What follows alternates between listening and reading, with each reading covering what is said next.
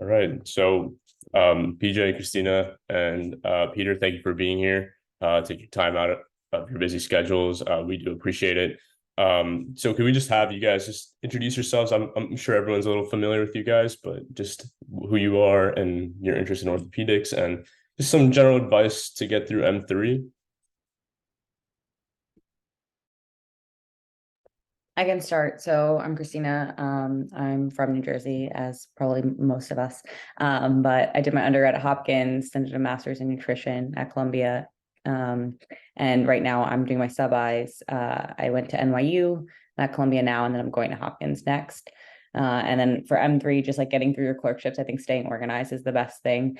There's a lot of deadlines, and especially if you're interested in orthopedics and trying to stay on top of research and being involved in clubs, just keeping your deadlines organized, whether it be Google Calendar, iCal, or notes tabs and things like that, that like kept me sailing because the time really flies by.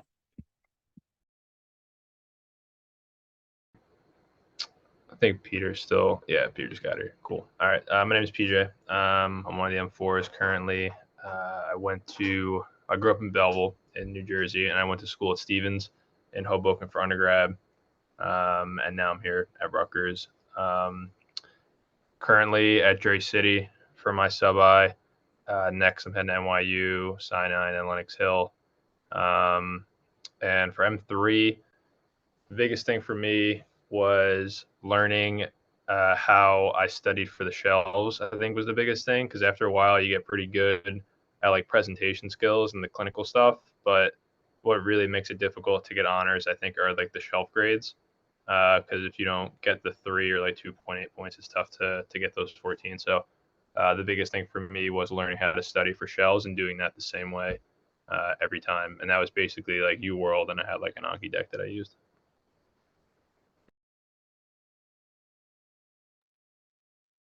All right, can you guys hear me real quick?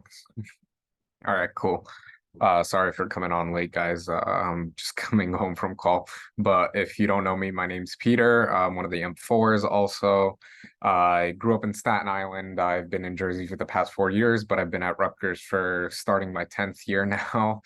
I was at the pharmacy school before, graduated, and I've been at Robert Wood since. No, I didn't take any gap years or do any masters or anything like that.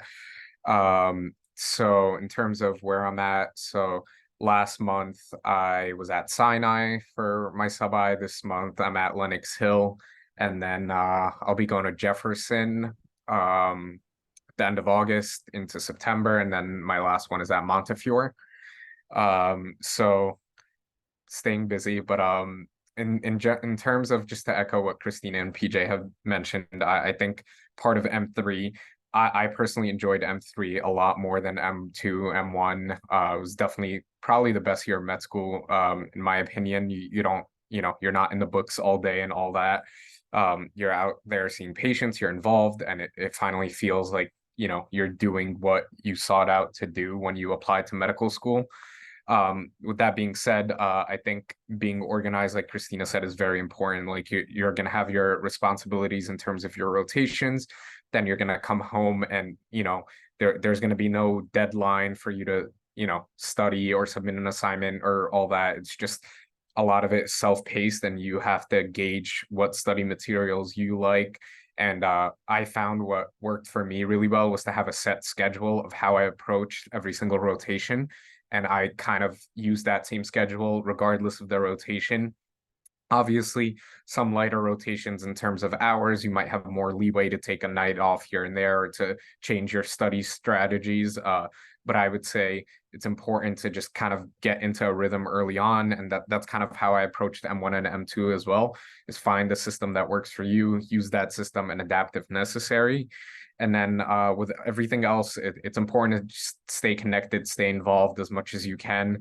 I would say early on in third years, like when you really want to get any research projects that you're working on, start finishing things up, it's important to stay involved. But towards the second half of third years, when you want to have like a good solid foundation of what your application is going to look like. So obviously there's going to be a lot more time for you to fill in things here and there, but one thing that I found helpful when it came to applying to aways and all that stuff is update your CV as you go throughout first year, second year, third year. Every little thing that happens, update your CV, even if it's like once a month or something like that. Have that ready, and it'll make your life so much smoother when it comes to like the application cycle and even aways and all of that. Awesome, thank you.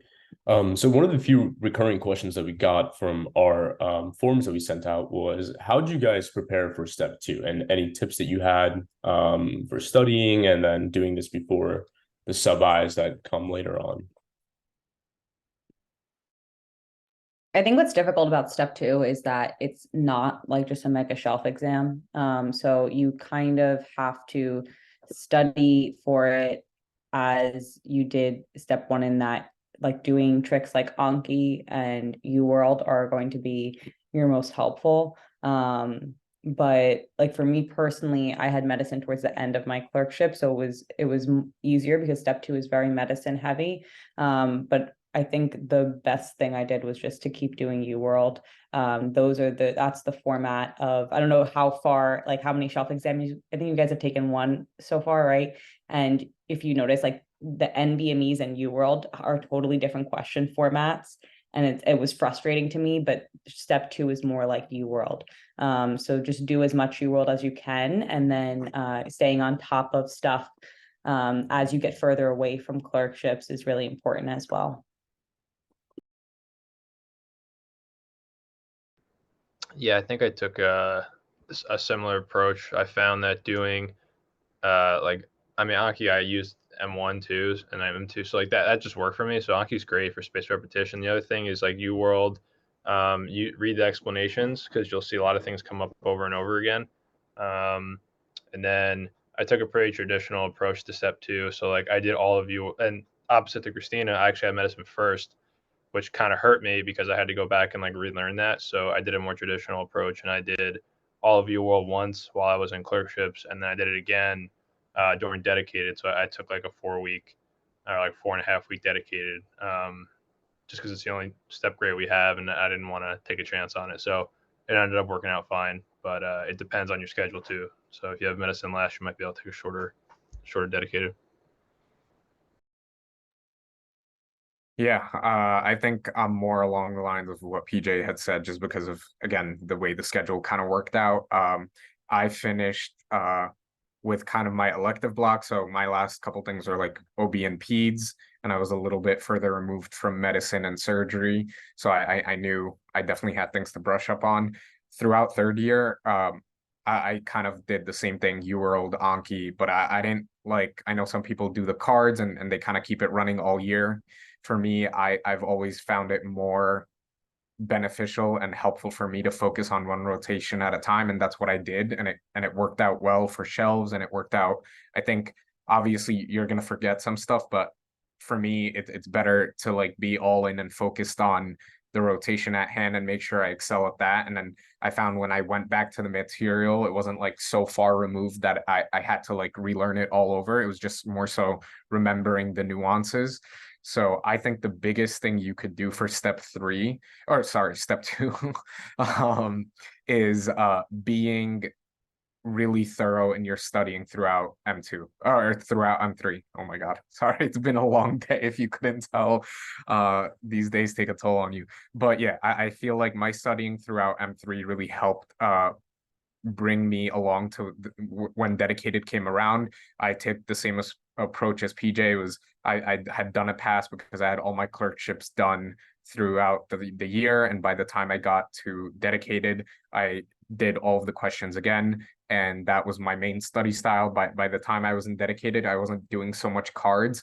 It was more so like I reset everything, all of Anki, and if I got a question wrong and I knew it wasn't, more so, for example, like something with OB, if you know like a certain screen exam has to be done at like 32 weeks or something like that, and I had forgotten that number, I'd get a card just for that specific detail rather than have hundreds and hundreds of cards that like were backing up. I narrowed it down so that it would be very focused based off my incorrects, or even a question that I got right that I had forgotten a detail. And I found that it worked out really well. And my priority throughout dedicated was to really finish all the questions again. And I think that worked out well. From what the advice that I had gotten was that the biggest correlation with scores is the number of questions that you do. So whether you're AMBOSS, UWorld, whatever it is, whatever works for you is just questions. The more you see, the more you're going to be able to, retain, and it'll translate to exam day, in my opinion.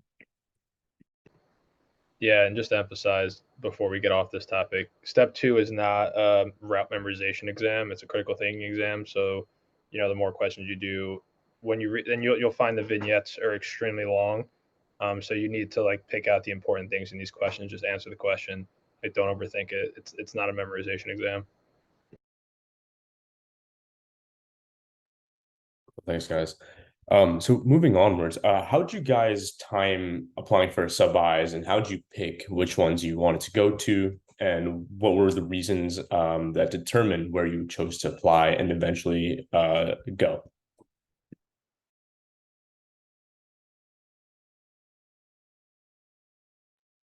I could start us off. So I think there's a couple different ways to approach it, and I just want to preface this by saying the answer for me might not be the answer for PJ, might not be the answer for Christina, and it might not be the same for you. You just kind of, I think what would help for you guys is start thinking about, what's important for you. And as you progress through third year and you're starting to get some of your grades, also start getting feedback about where you stand as an applicant. And that might not come for, it's hard to gauge for any of us, to gauge where we stand individually, but talk to mentors, talk to people who have applied recently, get feedback from them. And something that I was kind of told by one of the faculty is that, we obviously the biggest scare is that we take step 2 so late now, and it's kind of like this number that everyone thinks, oh, you're either going to make it through or you're going to be strong enough to apply or not. But I think, your rotation grades should give you a strong indication of where you're going to go. You're not going to go from scoring a 10th percentile on all your shelves to automatically getting a 90th percentile, and vice versa. You're not going to, if you've been in the honor range for your shelves throughout the entire year, you're not going to suddenly drop to a 10th percentile on step 2. So you should have a sort of idea of where you're going to end up. It might not correlate exactly, and it probably won't, but for me, kind of everything was along the same line. So I kind of had an idea, but I never trusted myself. I went to mentors, asked for their advice, and then from there on, having an idea of where your application might stand compared to other people, but also, being judicious in that everyone nowadays has strong applications and all of that. So you just kind of need to be wary of that. Ask mentors for where they think what tier of programs might be a better fit for you based on your application. And then after that, it just becomes a preference thing. Are you more considered, considering location versus culture versus operative experience versus you just want to match wherever they'll take you across the country? You know what I mean? It's kind of what's important to you. And for all of us, that answer is different. So you have to think about what you value, what things you're looking for in a program, and start thinking about that. Look into programs. For me, some of the things that were important were location, the culture at programs, and I found that out by talking to residents there. I didn't apply to a single program where for a ways where I didn't talk to a resident there beforehand to get a sense of what that program is like. And then I also kind of, it's always good and to know where our students have matched. It's a program will have a better sense of our students if they've matched our students in the past and they've made good residents. So I think that was something that I also considered. I think one thing I really appreciated that our class did was we shared where we were intending on applying to sub-Is, and not that anyone said, oh, you can't apply here, I'm going here. I think what ended up happening is we ended up like self-selecting.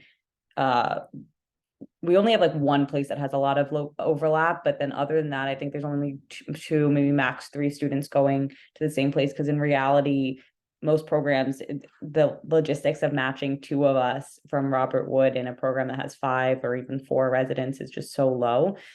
So you're going to have to assume that most everyone geographically wants to be Northeast.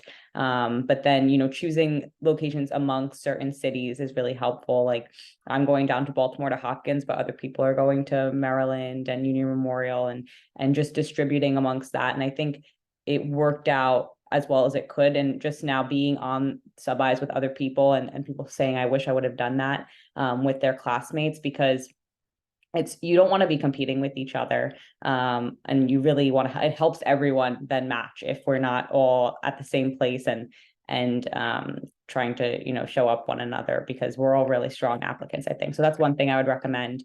And again, like, don't get upset if someone's applying to the same place as you.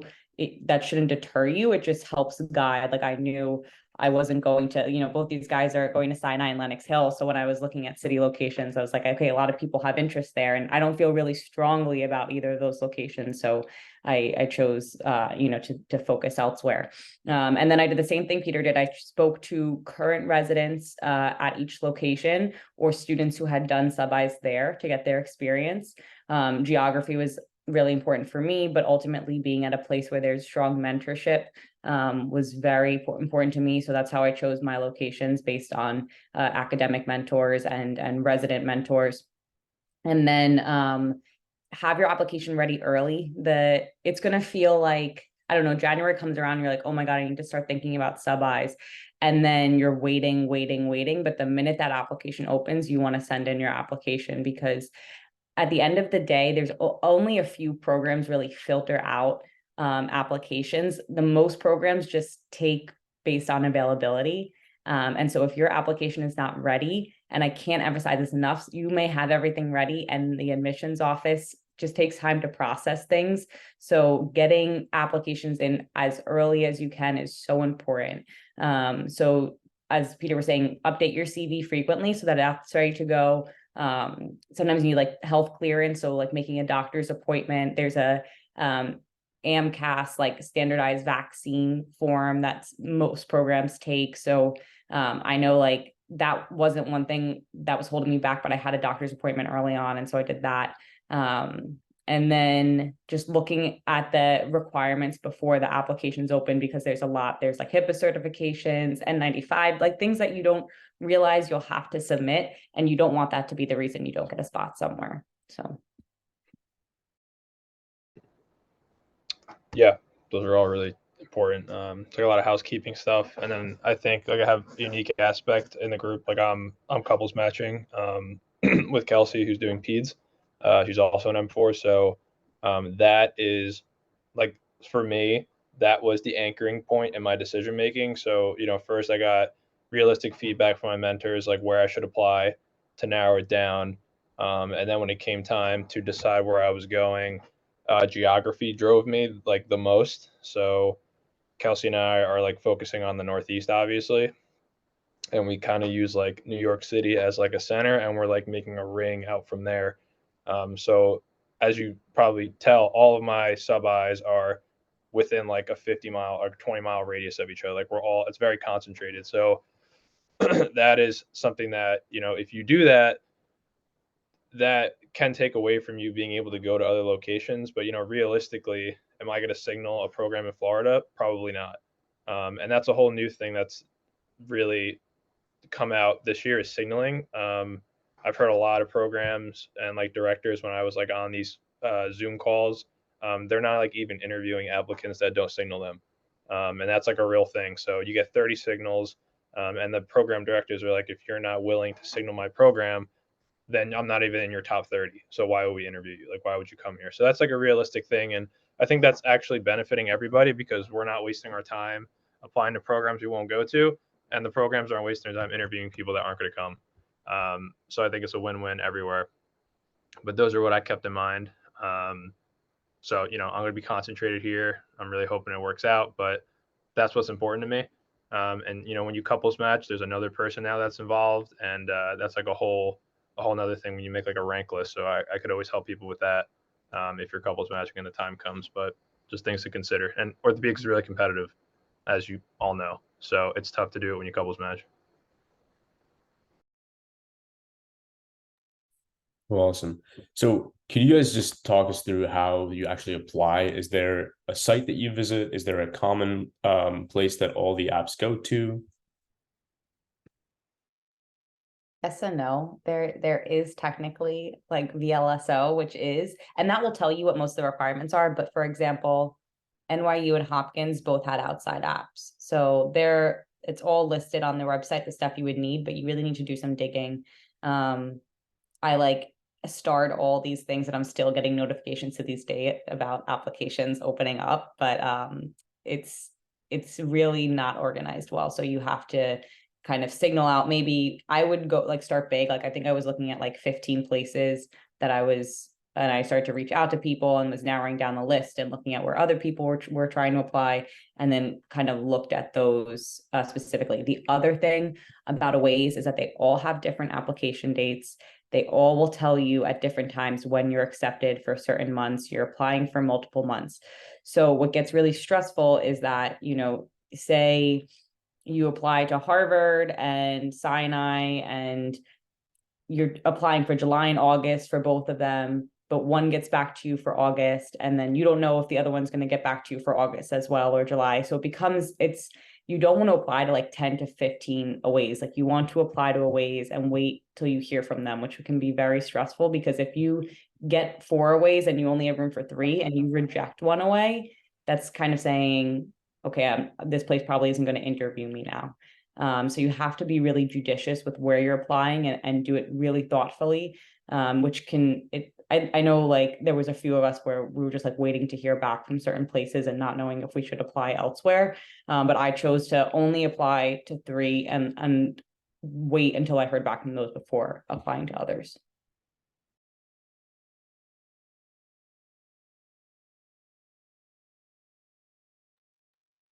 Yeah, I think Christina summed it up nicely. The one other thing I just want to emphasize is that Christina mentioned it earlier, it is first come, first serve for most, if not majority of all these like programs. So having everything ready to go would be really smart, in my opinion. And then also you have to understand that our school takes a little bit of time to process things compared to some of our friends at other schools. So, this is something that we kind of joked about, but maybe it's even worth looking into, is just if there's a program out there in the middle of the country that you have no interest in, and they open up early, it might be worthwhile to kind of apply into that for an away, just so that the school starts uploading your stuff onto the website, because all it takes is that first time for them to upload everything, and then the process becomes a lot smoother, knowing that even if you're not going to go there and you burn that bridge, it's kind of like you haven't lost anything, but you kind of got the school started on uploading your stuff. I'm not necessarily recommending that. I'm just saying it was something that came up as a joke between us. But I don't know. You just be cognizant of the fact that our school takes a little bit of time to upload things. Personally, at the end of the day, I don't think any of us got burned by that. But you might need to send a few emails here and there and remind and kind of be on top of it. If you applied for something that opened up like a Sunday night, have that email ready to go Monday morning, letting them know you applied and letting them know that, you would really like to get this submitted as soon as possible, because obviously make sure that you ask in a respectful way and you don't, you're not harassing or disrespecting anyone, and they'll work with you.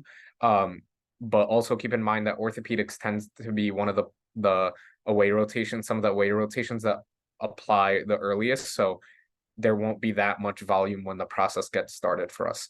So like Christina mentioned, just keep in mind of what programs you're looking into. Even if you still haven't made up your mind, just have an idea of all those dates and make a spreadsheet for yourself. That's what I did, of what programs I was looking at, when their applications opened, and what things they required, and when, like, if any of them had a decision date of when you would know by. I would also write that down. Not all of them do, but some of them do, and that kind of helps of having like a backup plan, because if you know this one, you know, for example, a program is going to get back to you in the middle of March, and there's another program that you're really interested in, and that might not open till April, then you know, it kind of works out. Oh, I'll wait for this one. If I get it, then I'll take that second program off my list. Something like that. It doesn't always work out like that, but just, you won't know until you really start messing around with the website and looking at dates and looking at different programs. I think also one thing to keep in mind, and something you may not have control over, but is the order. You're going to feel, I feel like I hit my stride. This is my second away now. So it's my third sub-I. And I feel really confident in the OR. I feel really confident helping out on consults and writing notes and things. But then I'm also starting to feel a bit of the burnout. So keep that in mind with the order in which you're doing things. You're going to hopefully do Robert Wood first. And it sets you up like so well. You do like the most at Robert Wood. We have a great sub-I. And then your second away, it's something like adjusting to a new place. It may be like I went to NYU because I had been there for a summer, so I was somewhat familiar with it and had a few people to kind of vouch for me and help me along. And like we have Brian there, who's an intern, so he was like helping me with some inside stuff. But you know, if I was at somewhere totally new, learning a new EMR, like luckily they have Epic, so that was helpful. And then now at Columbia, they have Epic, and I feel like set. But then, you know, if I had to pick up and move in between or something, so think about like, just be strategic about it. And burnout is very real. So, you know, maybe I'm doing only 3, but if you're doing 4, think about that 4th location. Like, is it somewhere that you feel that you could still do well after doing 4 months of orthopedics prior?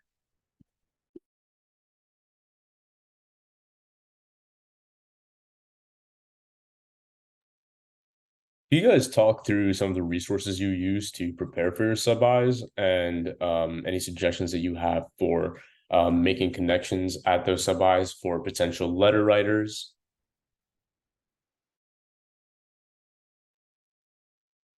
In terms of materials, I feel like I'm using the same things pretty much on every rotation. It's the same textbooks, you know.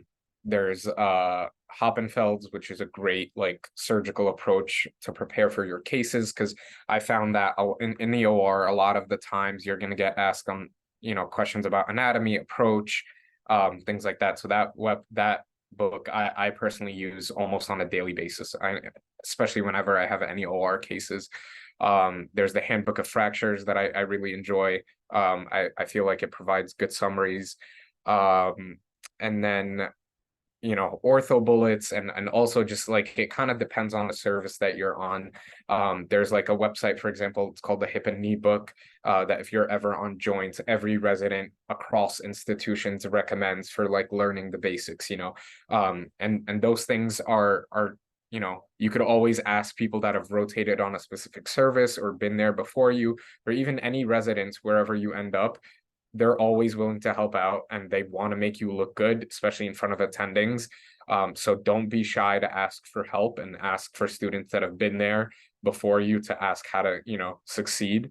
In terms of finding letter writers, I think there's 2 different approaches. I think, you know, at Robert Wood, if you've been working with certain attendings for a while, and you'll get assigned a mentor during your 3rd year at some point, trying to end up on that service with them will be really advantageous for you if you are able to do well, especially if they've known you for a couple years. Because if you think about it, if you're going to vouch for someone, which is what a letter of recommendation is, vouching for that person, if you've known them for, you know, a year, 2, or possibly more, and then seeing them on service is way more beneficial and you know, way better than someone that you've just seen for 2 weeks or maybe 3 weeks on service, even though you might do just as well as someone else. But like, having that back relationship will really help you excel when you're on away rotations. The best advice that I got was, and that's what I've kind of been employing, is that ask the residents and ask students that have been there before you of what services are best and what letter writers are best in terms of approaching. For example, with Sinai, before I got there, There's one of our older students who's now a resident there. She's a 3. I called her beforehand because they asked us to preference, different services.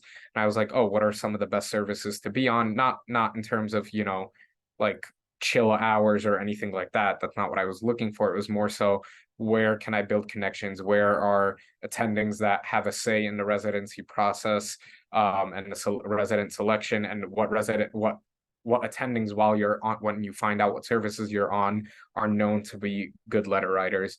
And then, asking for feedback as you go, and then having a candid conversation when you do ask for a letter on an away, is asking the person if they're able to write you a strong letter of recommendation.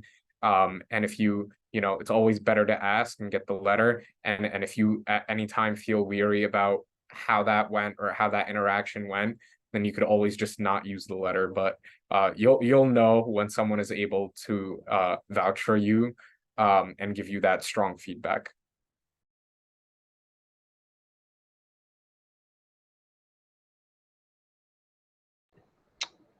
Yeah, for resources, OrthoBullets is really good. Pocket Pimp is like a good high yield book to have. Netter's Concise Ortho Anatomy was very helpful. If you have time to read that before you start an ortho like rotation, I recommend it. Hoppenfeld is like the go-to for surgical exposures. And the Handbook of Fractures and OrthoBullets, I would say, are like somewhat synonymous. Handbook of Fractures is a little more comprehensive. But I think the key is to stick to like 2 or 3 top like resources and just keep using those over and over, because you'll hammer in the information. And as a med student, anatomy is highest yield. And then as you get more advanced and you see more cases, you can start to anticipate eventually you'll see so many total hips and so many total knees and so many posterior approaches. Like, you're going to know the steps of the procedure. You're going to know like what the tools are called, what the names are, like what the next step is. So once you get to that point, you start handing the residents an instrument.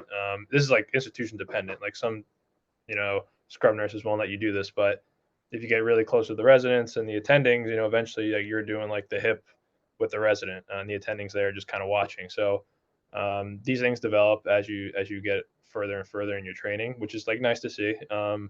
But as a sub-I, you are expected to do a lot more, and that's again institution dependent. So just keep that in mind. The more that you can show that the more you'll get to do is also huge. As far as letter writers go, identifying them early. So I had like a little like note on my phone, and I had like a bunch of attendings names, and I kept a running list. And I did that, since M1, and then when I became an M3, like Peter said, I tried to target those attendings to work with, because you want to get clinical exposure with your letter writers. It's really important because they need to speak to all aspects of your education, not just like your intelligence. They need to see like how you physically perform, because again, this is a surgical specialty, so it helps to see that part of you.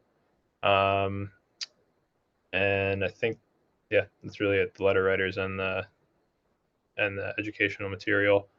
The letter writers, yeah, if they're like iffy when you ask them, then maybe that's not a strong letter. But you should get a feel before that.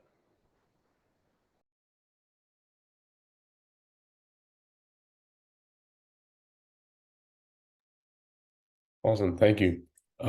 So what we're gonna do now is we're gonna transition to our Q&A. So I'm gonna stop the recording, and if anyone has any questions that weren't answered in this little panel discussion that we had, feel free to ask.